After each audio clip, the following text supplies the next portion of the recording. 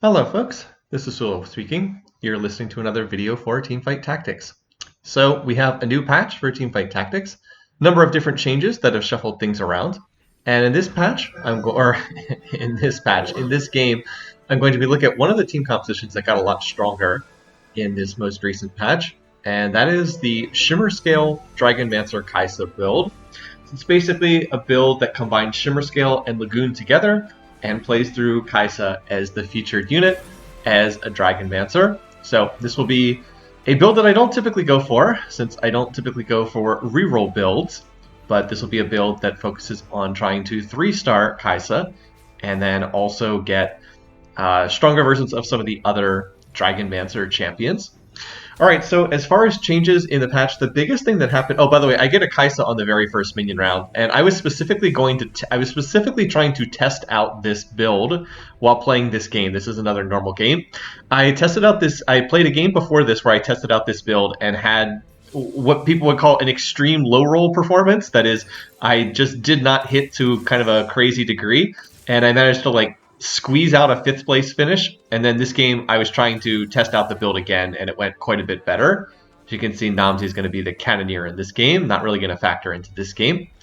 Alright, anyway, so I was trying to say what had changed in this particular patch. Well, the biggest thing is most of the previously popular meta compositions all ended up getting nerfed to one degree or another. There weren't a lot of buffs in the patch. It was mostly just nerfs kind of across the board to different things that had been popular previously. In particular, the Guild plus Deja build that I spent a lot of time playing got nerfed really hard and is basically not viable anymore. But there were a handful of buffs, and two of the more significant buffs were there was a buff to Kaisa that would increase her damage. There was a buff to the Dragonmancer trait at the 2 and 4 ranks. I believe it was nerfed slightly at the Dragonmancer 6 tier, but I believe it was buffed at 2 and 4, which is kind of an odd decision.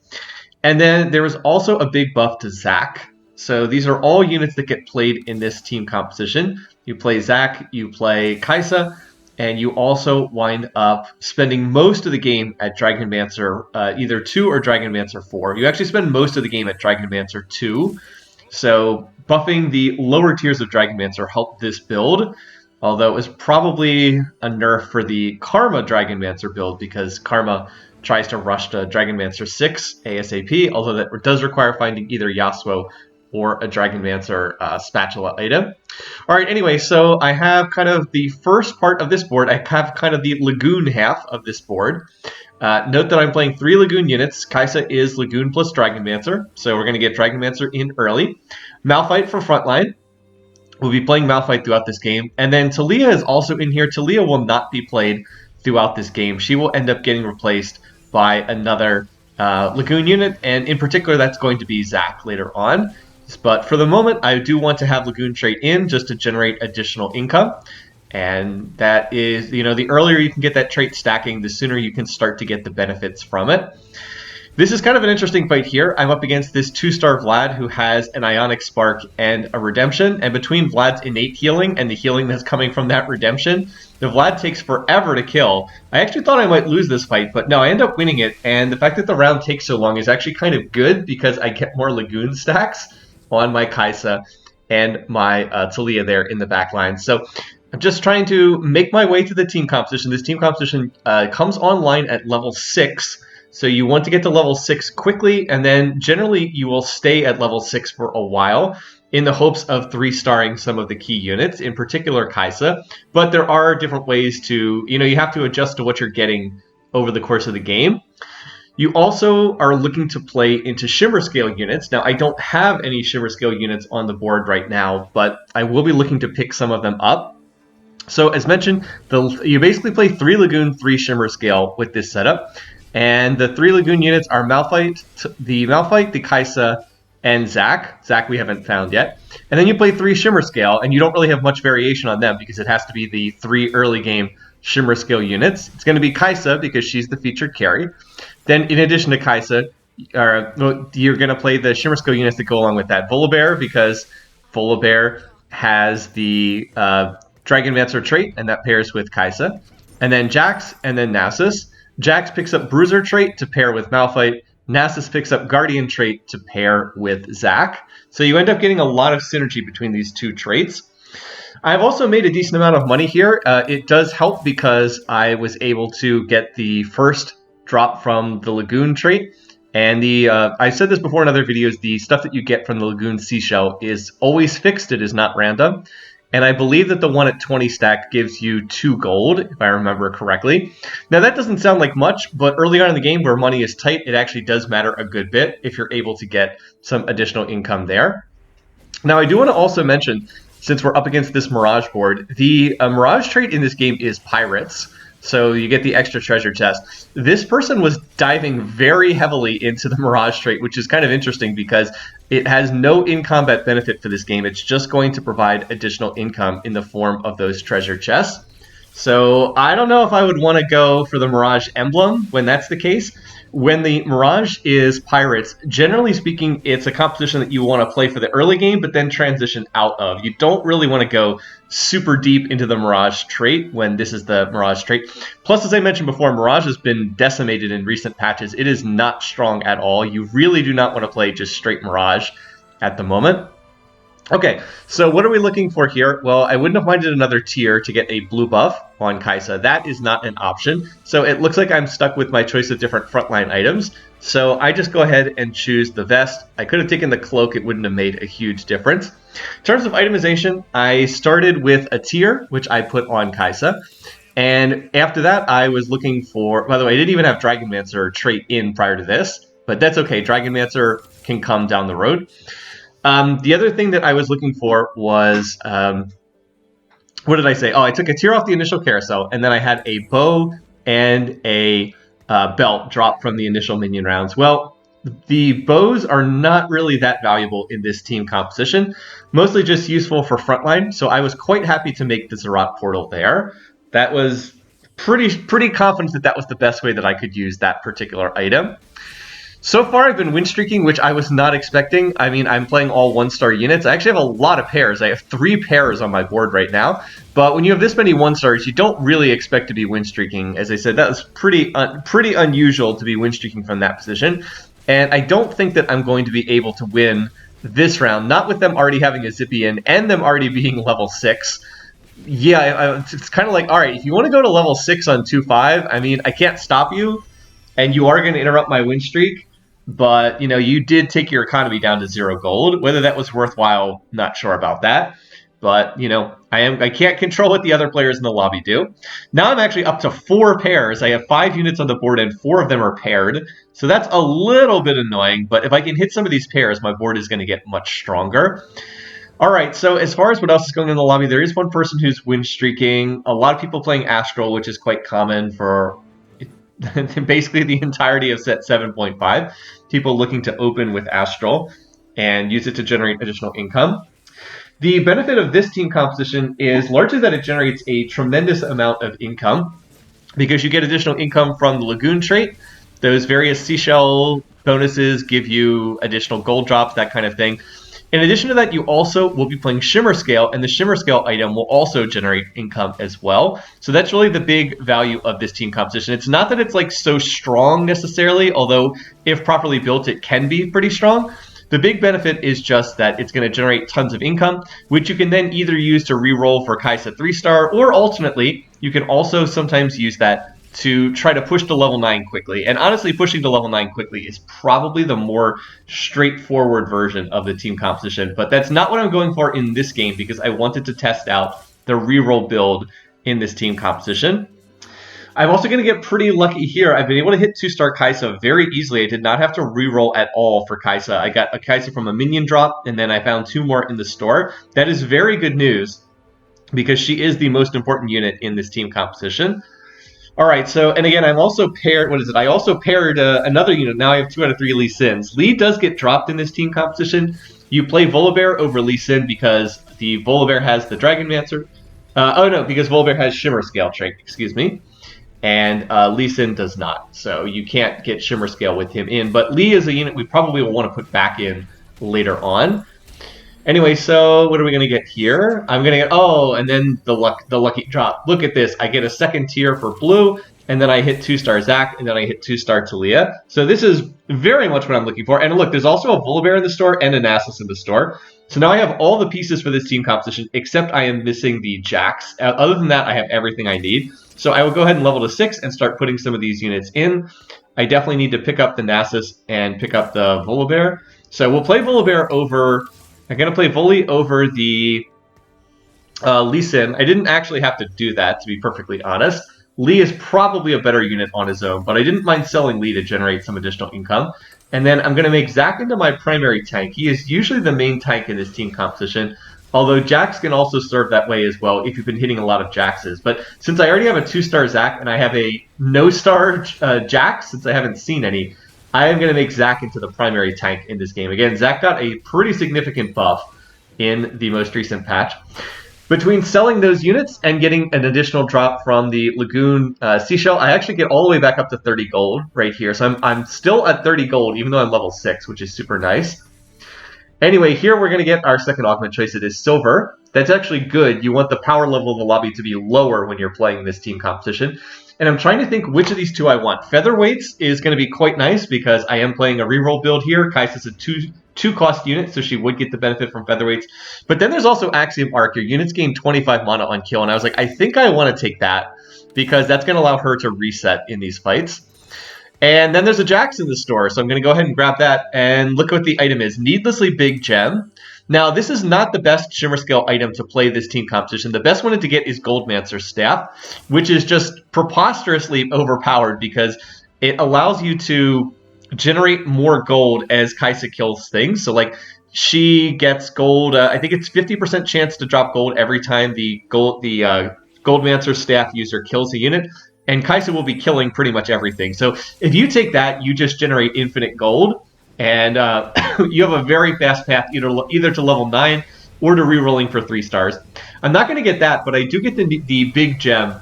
And that's going to generate 2 gold as long as Zach can survive for 15 seconds in the fight. I think that's a pretty safe bet. So I'm going to go ahead and stuff that on him. And hopefully that'll give me 2 extra gold each round. I mean, 2 extra gold each round is a pretty big deal. It's kind of like you're on a full win streak. Full win streak's 3 gold per round, I know, but it's almost as much as being on a full win streak. So that is a pretty big advantage. So if we're able to win rounds and also get the extra gold that way, then we'll be in fantastic shape. Also, by the way, look at our situation here. I hit another 2-star. Was it a 2-star Nasus? And then I find another Jax in the store. So I am really hitting in this game. It's the exact opposite of the same version of this team comp I played in the previous game where I was not hitting to a preposterous degree. But anyway, sometimes TFT's like that. Sometimes you get lucky, sometimes you don't. In this game, I am getting pretty lucky. So 2-star Kaisa, 2-star Zach, 2-star Nasus, and then I also have a Nasus pair and a Jax pair. Now the question is, do I want to try to push levels or do I stay here and reroll at level 6? And it seems like the answer is probably to stay here and reroll at level 6. At the very least, I'd want to reroll enough to try to 2-star all of my main units. So to try to 2-star Jax and to try to 2-star the Malphite, because I already have pairs of them. And then I can decide if it makes sense to keep rerolling or if I want to level up further.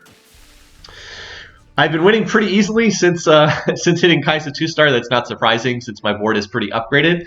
And I have very good augments. The Axiom's Arc feeds her more mana on every kill. And then Celestial Blessing allows her to heal as she deals damage. So one thing that I was not itemizing on Kaisa was additional healing because I'm getting it from my augments.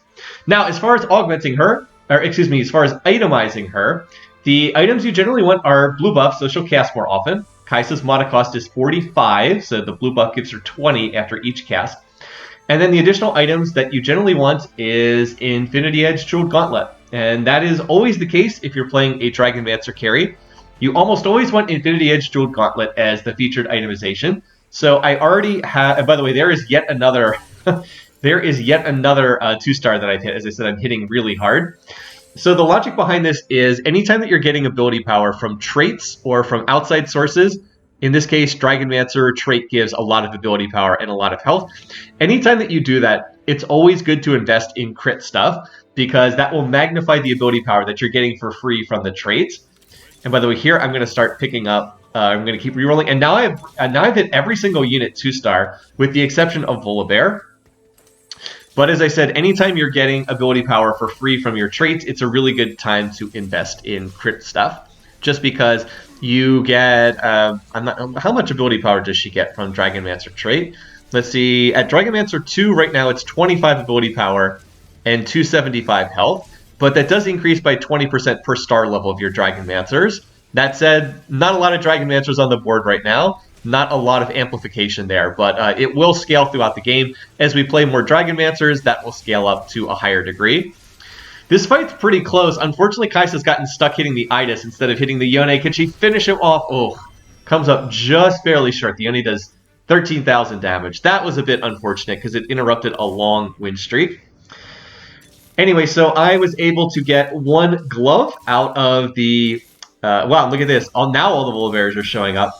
I was able to get one glove out of the Lagoon Orb. You always get an item component at 80 stacks of Lagoon, and I got a glove out of that. So on the carousel, I would have taken a rod. I didn't get the rod, but I took the sword. So I took another. What did I take? I think I took a sword, or no? Did I take another glove? Anyway, I took something to build towards the Infinity Edge Jeweled Gauntlet combo. And so I have the Infinity Edge, which is not really doing much of anything, but I'm confident that I can get a rod before the end of the game. If I don't get one on the next minion stage, then I can always force one from the Treasure Dragon later on. Now, as I said, this is generally a reroll composition. You can also use it as a transition to get to level 9 and then play a board of 4 dragons. I think that that's probably more consistent, honestly, as I said before. But if you're going to go that route, it honestly makes more sense to make a Spear of Shojin on Kai'Sa, because then the Spear of Shojin will transfer over to the dragon units much more easily. So because I've made the blue buff, that's a sign that I'm planning on sticking with this and re-rolling with it. So because of that, I'm staying here at level 6, and I am re-rolling. And it's really a comp that re-rolls for 2 cost units. You have the maximum odds to get 2 cost units at level 6, 40% for them to show up in the store. So that's what I'm looking for here. I'm re-rolling for all the 2 cost units in my comp. That is the Zac and the Jax and of course the Kai'Sa, who is our featured unit. I would love to pick up the 1 cost units as well, but I just do not have bench space. I cannot hold them. I don't have bench space. When you're going for multiple 3 stars, you only have 9 slots on your bench, so you cannot pick them all up. And oh, there we go. There's a rod. So that now we've got our Infinity Edge Jeweled Gauntlet combo. That's what I was looking for. And that's what's going to be the most useful here. I also get a Lee Sin, which is not bad either. Now, out of these items, I have an extra tier and an extra sword. So I'm going to go ahead and make Protector's Vow for Zac. It's a good frontline item for him. I'm also now up to 6 Zacs. There's also some Lee Sins here. Again, I would definitely pick up the Lee Sins as well, because I certainly would not mind trying to 3-star Zac. I am already on 6 Zacs so far. The problem is it is a lack of bench space. There's only so many. You only get 9 slots on your bench, so I'm not sure if I can hold that many of them here. I've also got an extra sword. I don't really have a good use for this, but it could always be like a Zeke's Herald, which would not be terrible. Could put it on like Volibear, and then that would give Kai'Sa some additional attack speed.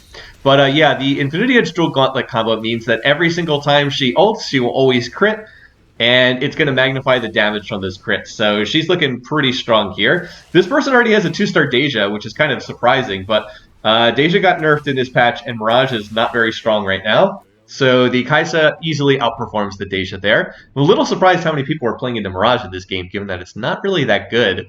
But perhaps word has not trickled down yet that Mirage is not in a good place in this patch. This was played on the very first day of the patch, so that could be it. And anyway, I'm continuing to be patient here, re-rolling. Now, Blue Battery would seem like the natural option here, but Blue Battery does not combine with Blue Buff. They don't. If you have a Blue Buff, then Blue Battery just doesn't do anything. The tooltip does not tell you that, but that is the case. So instead of going to take Big Friend, anyone who stands next to a unit that has X amount of health, I think it's 1,800 health, anytime a unit stands next to someone who has a ton of health, they take reduced damage. So at this point, I roll and I hit the 2-star Lee Sin, and as soon as I do that, I was like, you know what, I'm just going to play the Lee Sin. I'll just go to 7 and play the Lee Sin. And that's just because I don't want to throw away this unit. This is a valuable unit in the team composition. I'm going to want this unit eventually anyway when I go to 4 Dragonmancer, which I will look to do at level 8 whenever I go level 8. So I'm just going to look to play this unit instead. And it does slightly lower my odds of hitting the 2-cost units. Actually, it does go down a decent amount there. Go from 40% to 30%. I don't feel bad about having an extra unit on the board and magnifying the Dragonmancer damage from that. So remember, Kaisa gets additional ability power and additional health every time there's an additional star level of Dragonmancer.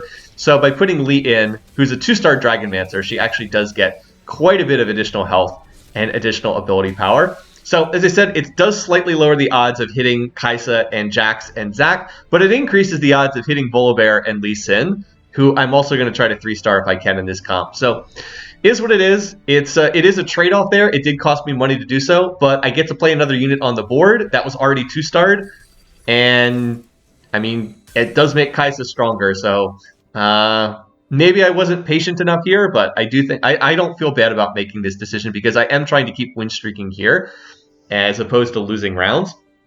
Okay, so once again, we're just kind of chilling here. I am going to make sure I get back up to 50 gold before I continue rolling. I don't want to burn into my income that much. I'm making a ton of gold each round. I'm getting, what is it? I have 40 gold in the bank. You get the default 5 gold. I'm on a pretty good win streak here. If I hadn't lost that one round to the Yone player, I'd be on like a 8 or 9 match winning streak here. And then I'm also getting the additional 2 gold from the Shimmerscale item in pretty much every round. Zac has been surviving quite well with that gem. Plus, with the additional health that he gets on the gem does give 500 health, which is a pretty big deal. It's like a mini Warmogs. In addition to that, I also am getting the Big Friends bonus, which I am using for all of my tanks. It's, what is it? I think it's 10% less damage taken, so I'm just using that to buff up my tank line. And so Zac survives the entire fight. And I'm also getting Lagoon drops here periodically, too. I'm not as familiar with what all the Lagoon drops are as you get into the higher stacks. I have the lower ones memorized. I don't recall all the higher ones, although I believe I get another item component at 200 stacks. But I've been getting like some champion drops, some gold drops. You know, that's injecting additional income into my back pocket as well. So, as I said, that's the real advantage of this team competition is you get money from Lagoon and money from Shimmerscale while playing a board that's still pretty strong. Okay, so here I'm looking for additional items. There's not really anything I want that badly. I was like, all right, I'm just going to take another frontline item. Don't really have a use for the sword. 2 swords is not really going to be helpful to me. So I'll just grab this. Oh, I should have held that. That was on a Zac. Oh, I actually missed that was on a Zac. I should have just held that.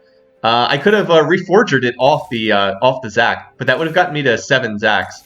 So at this point, I decided I would roll because I was so close to hitting some of these 3-stars. But yeah, oh man, I would have been on 8 Zacs if I had hit that. Boy, I didn't even realize that was on a Zac. So I'm actually having kind of bad luck here. Look, I roll all the way down to 30 gold and I don't hit anything else. I was like, geez. Okay. So we're getting close. It's 7 Volies, 7 Zacs right now. Unfortunately, my luck at hitting Kaisa has kind of dried up. I hit the 2-star Kaisa very fast, but I'm not seeing the Kaisa since then, and no one else is playing Kaisa in this lobby. So this is not like a contested comp where I'm going up against other players.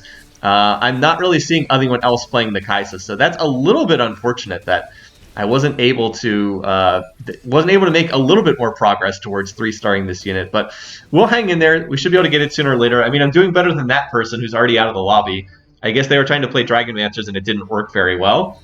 But obviously now I'm going to stop and try to income back up again, and then we'll roll again after Treasure Dragon. I want to hit some of these units. My bench is entirely full right now, but I honestly need to hit some of these units to clear up bench space before anything else. And then we'll see what we can do from there. Again, the most important unit to hit is the Kaisa, so I'm a little disappointed I'm not hitting her a little bit better. Anyway, based on the other teams, I thought it would make more sense to shift over to the right-hand side. I do need everyone to stand next to Zac so that they will get the Big Friends benefit. And hey, 10% reduced damage across the board on my on all of my tanks, I think is helping them survive long enough for Kaisa to scale up in the course of the fights. Now, here's someone who's playing a Mirage board. They actually have 7 Mirage in, but remember, the Mirage is pirates this game. The Mirage does not do anything on its own. It just provides, or nothing in combat at least, it just provides gold. I'm going to go ahead and use that to make a Gargoyle Stoneplate. It comes in a little bit late, so it doesn't really do anything in this fight. But again, look how tanky the front line is. The Lee, the Volibear just hanging in there. Deja, again, does not do a lot of damage because Deja was nerfed. And the Pirates trait, Mirage trait is Pirates for this game. So we're able to hang in there and scale up throughout the fight. By the way, this is absolutely perfect. This is an amazing Treasure Dragon for me because it's going to give me double aura items. Number 1, I have Warmog, so I'll just put that on Jax, who's my other primary tank. We get a training dummy. I'll put this in the other corner. And then look what I've got. I've got a Chalice, which will buff up the Kaisa. And then I also get a Zeke's, which will also buff up the Karma. Like, these are literally perfect items that I could ever possibly want. I guess double chalice would have been slightly better, but I mean, this is great. Anyway, I'm going to roll, and I'm going to hit the volley. And then, do I continue rolling here? I think I'm looking for more of these units. Let's see. So there's another Jax. So we're up to 7 Jaxes now. 8 Zax. Wish I hadn't sold that one. I also pick up Lee's. There's another Kaisa, so we're at 7 Kaisas. I'm just rolling here. Come on. How close we're getting. And then I don't have enough. I again, run out of bench space to pick up Lee's, which I wish I could do. I was like, geez, I'm really close to hitting these. But there we go, finally. I didn't want to have to roll too much lower. So we're on 8 Jaxes and 7 Kaisas. Unfortunately, again, I'm hitting some of the 3 stars a little bit more easily than the 3 costs over the 2 costs. Again, because I went to level 7 where the odds are a little bit worse to hit the 2 costs. But I definitely could have had more luck hitting Kaisa and just didn't. Anyway, this person is an Astral player. They have a 3-star Lux. Very good Lux itemization. But note that the target dummy does absorb the initial Lux ult, which is fantastic. That means my actual units are not getting targeted. And, oh, by the way, I'm trying to pick up the item remover over here, but I get stuck on the augment. In any case, my front line is super tanky now, and even though Kaisa's not 3-starred, my board is definitely spiking right now. Now, if I can find 1 more Jax and 2 more Kaisas, we'll be set. But I don't really want to roll below 10 gold. I probably should not have rolled all the way down to 10 gold anyway. So I need to stop here and econ up a little bit more. That said, it probably wasn't a mistake to roll down because I was so close to hitting 3 stars. I think I was on, I was on like 7 or 8 Volibears and 7 or 8 Zax. So when you're that close, it actually does make sense to roll down, hit the 3 stars, and spike your board in strength. Now Zac is like super duper strong, and I actually have enough of these big friends. I actually have enough units that qualify for big friends that I can actually split up my team so they're not quite as bunched as they were before. Volibear will give the benefit to to Karma and Lee Sin, and then Jax and Zac will give the benefit to each other, and then Zac gives the benefit to the other frontliners up there. This time we're up against a board that's playing, they're playing Sohm over there. Unfortunately for them, they have Shojin instead of Blue Buff. Blue Buff is much better on Sohm. And they actually have the reverse itemization of what they should have. They have a Blue Buff on Al Shin and a Shojin on Sohm. So, like I said, basically the opposite of what you want. Unfortunately, Kaisa is getting stuck on this. What is this, an Itis up there on the front lines? It's taking forever to kill this unit.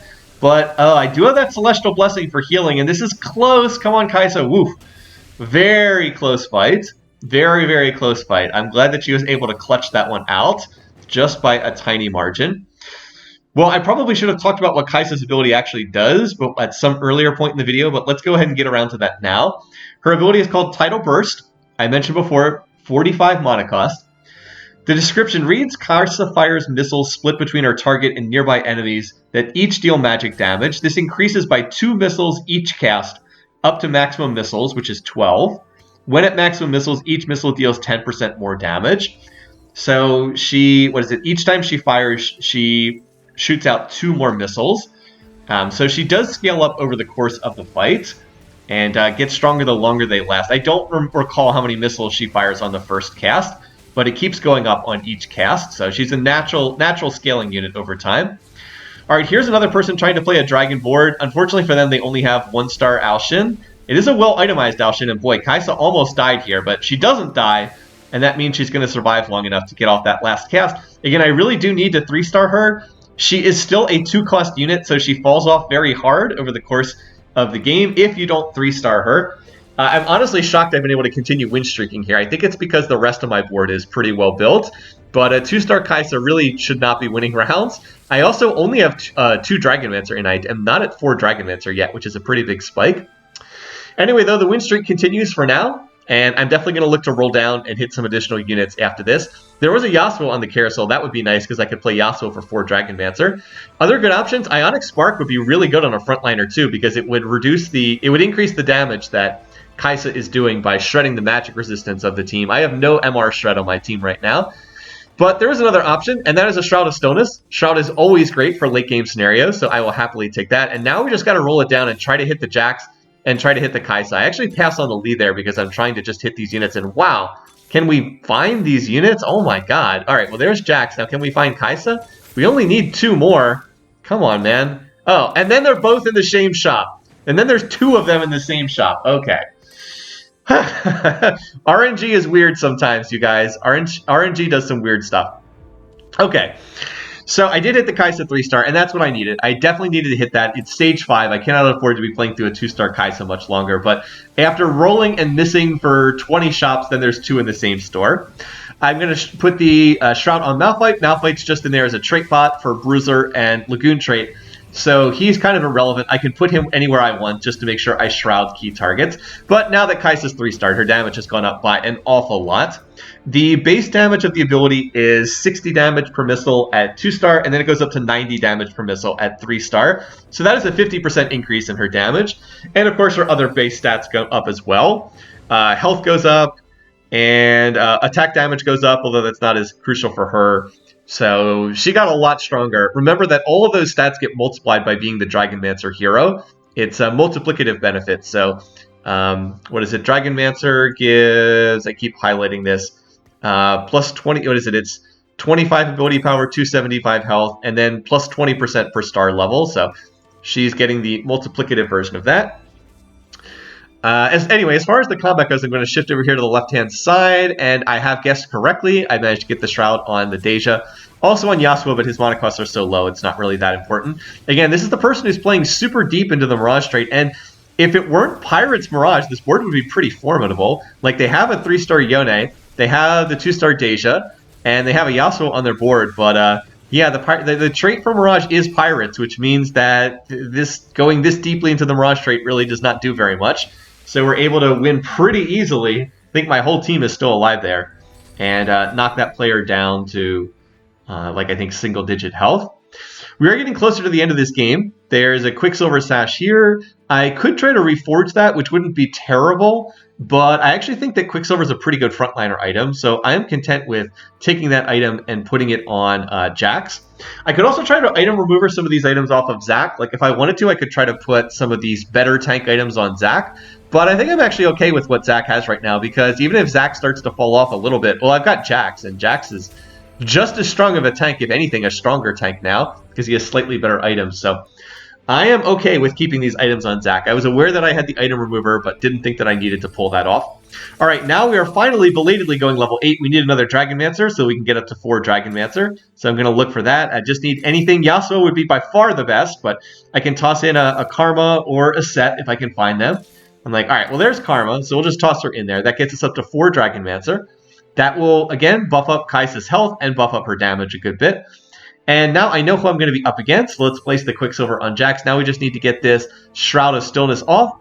That person just hit 2-star Al Shin. That's pretty scary, but the good news is I am going to get my Shroud off. Look at this board, 2-star Al Shin, 2-star Shyvana. Even if Shyvana's itemization is a little bit wonky, I mean, those are some pretty strong dragon units. So I'm very glad that I was able to get the 4 Dragonmancers in. It's like, come on, Kaisa, I need you to focus down these dragons. She's getting the shield from the Guardian trait. And, ooh, can she survive the burst? Yes, actually. She targets the Al Shin, and we're going to burst this person down and knock them out of the lobby. A board that was spiking very hard, and I was seriously concerned about. So now all we can do is just roll it down. We're still looking for Yasuo. I guess I can pick up Lee's. By the way, we're up to 6 Lees. I mean, I would not mind hitting Lee 3-star. There's a Soraka and an Al Shin. That's pretty funny. I can't play them here. They would be great units. I'm mostly just looking for Yasuo, though, so I can toss in Yasuo 1-star. Unfortunately, I don't see it. And I definitely could have had Lee Sin 3-star, but again, I just didn't have enough bench space earlier in the game, so I had to pass on that. All right, now this person, this is the Astral player, and I was like, well, my Shroud of Stillness is already positioned to hit your carry, which is the Lux. So I'll just go ahead and leave that. So there we go. Shroud of Stillness, getting very good value there. Always useful to take those Shrouds off carousel. And also note that Lux's first ult is going to be absorbed by the targeting dummy again. So Lux is focusing on the wrong target. She, literally the wrong target, the targeting dummy. That's pretty funny. But she's aiming at a useless dummy instead of hitting my carries. I mean, this fight's still relatively close. This person's board is pretty strong, but I am going to end up winning that. Even though Lux does 16,000 damage, I'm still going to end up winning the fight. So now if I can win one more round, I can knock this person out of the lobby. Again, I'm all the way up to 7 Lee Sins as well. So if this game goes on much longer, I think I have decent odds to hit the Lee Sin 3-stars. So this has really been a game of 3-stars.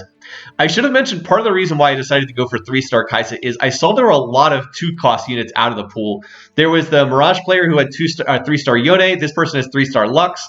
So there's a lot of 2 costs out of the pool, and I knew that would help me find the Kaisa. Anyway, I'm just watching this person. They swap at the last second to right hand side, so I will swap my Shroud over to the left hand or to the right hand side as well. It's not as good of a Shroud because it basically only hits the Lux. It does not hit the Silas and the Vlad the way it did in the last fight, but it's still really valuable to shut down Lux's casting for a few seconds, since that is the primary damage dealer on the other team. Anyway, somewhat surprisingly, this fight's actually going a little bit better than the last one. They have, what is it? They are just down to the Lux now, and it looks like my board's got that. Kaisa almost died, but she didn't die. And I actually ended up winning this lobby on 88 health. So yeah, I hit early, and then I just kept win streaking. I think I only lost 2 rounds the whole game. Yeah, I think I only lost 2 rounds the whole game. Granted, this was a normal game, competition tougher in ranked games. No one was playing this build. It was uncontested, and I definitely was hitting earlier, but still feels like a pretty strong build. I actually suspect this is going to be everywhere on the ladder in like a day or two because people are going to wake up to how strong this build is. But I got in some early practice on it. Anyway, thanks for watching. Hope you enjoyed this. Take care, folks.